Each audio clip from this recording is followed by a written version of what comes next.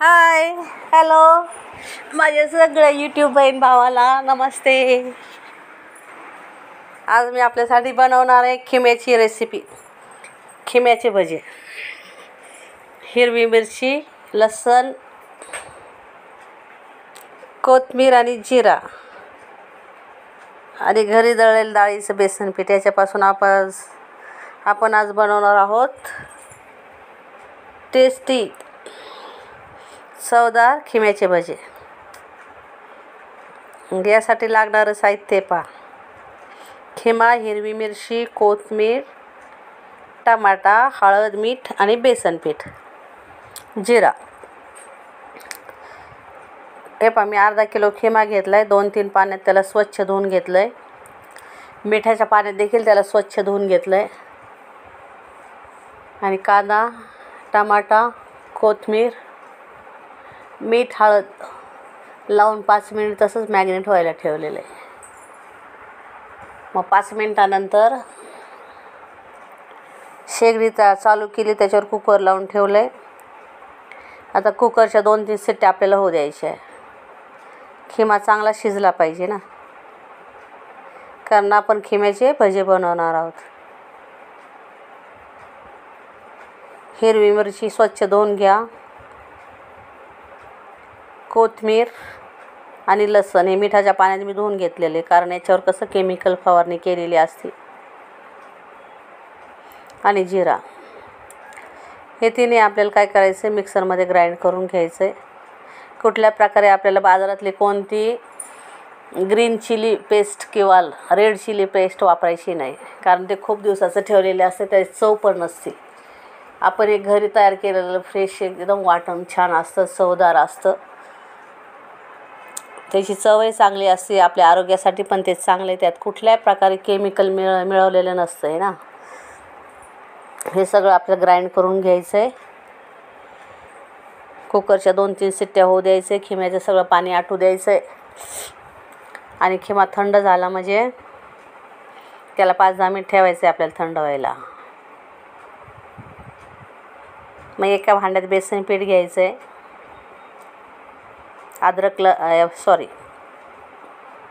कोथिंबीर, हिरवी मिरची आणि लसूण, जिरा याची पेस्ट आपल्याला त्याच्यात टाकायची. चवीनुसार मीठ, हळद टाकायचं आहे.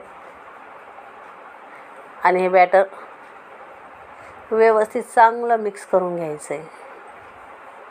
थंड झालेला खिमा त्यामध्ये टाकायचा आहे.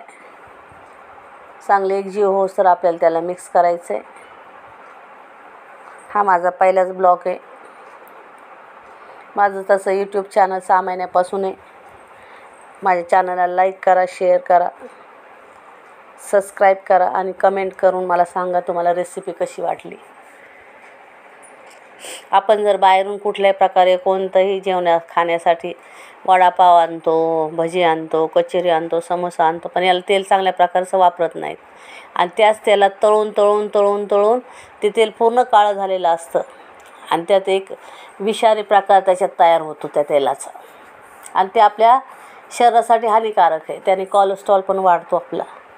जेही आपल्याला खायचं आहे ते घरी करा, फ्रेश खा आणि आपली तब्येत सांभाळा.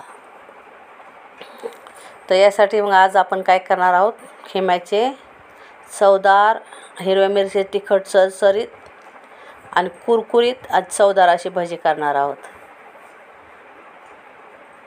आपल्याला सगळं हे बॅटर मिक्स करून घ्यायचं आहे.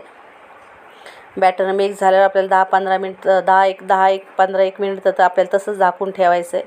पूर्ण मॅग्नेट होऊ द्यायचं आहे. 15 मिनिटानंतर हे बॅटर चांगलं मिक्स झालेलं आणि चांगलं फुगलेलं आपल्याला दिसेल, कारण डाळीचं पीठ हे काय करते, पाणी शोषून घेतं आहे. 10 मिनिटानंतर आपल्याला गॅस चालू करायचा आहे. त्याच्यावर कढई ठेवायची, तेल तापायला टाकायचं आहे. तेल चांगलं गरम होऊ द्या. तेल चांगलं कडकडीत झालं तर भजे चांगले होतील आपले कुरकुरीत.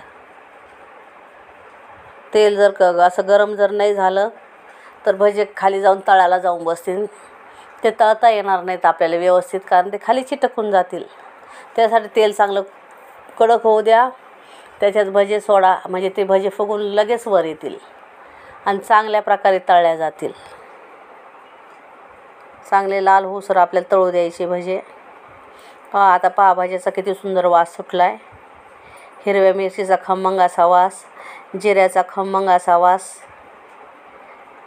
लसणाचा खमंग असा वास आणि कोथिंबीरीचा, कारण आपण कोथिंबीर, जिरे, लसण सगळं भरपूर प्रमाणात घेतलेलं आहे.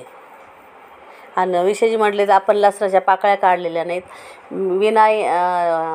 त्याचे सालटे काढले नाही. सालटे काढून जर आपण लसण वापरतो त्याची चव निघून जाते. सालट्यामध्ये सगळी चव आहे, त्याचा सेंट पण त्याच्यातच आहे, त्याच्यामुळे भाज्याला आणखी छान चव येते. तेल गरम झालं, आपण भजे पण सोडलेले त्याच्यात.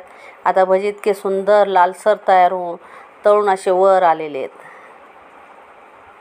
आणि हे पहा आपले सुंदर गरमागरम भजे तयार आहेत. आपण त्याला सॉस लावून पण खाऊ शकतो. जर आपल्याला अजून तिखट पाहिजे तर लाल मिरच्याची पेस्ट आपण घरी करून ठेवायची, बाहेरून बाजारातून आणलेली नाही वापरायची. त्यासाठी लाल मिरची, जिरा, लसण आणि कोथिंबीर आणि मीठ चांगलं मिक्सरमध्ये काढून घ्यायचं आणि त्याची अशी पातळ पेस्ट बनवायची. आपण त्याच्यासोबतही भजे खाऊ शकतो आणि टोमॅटो सॉससोबतही भजे खाऊ शकतो. तोंडाला इतकी सुंदर चव ह्या भाज्यामुळे येते. माझी रेसिपी तुम्हाला कशी वाटली कमेंट बॉक्समध्ये सांगा. माझी रेसिपी शेअर करा, व्हिडिओला लाईक करा आणि चॅनल जर सबस्क्राईब केलं नसेल तर सबस्क्राईब करा. धन्यवाद.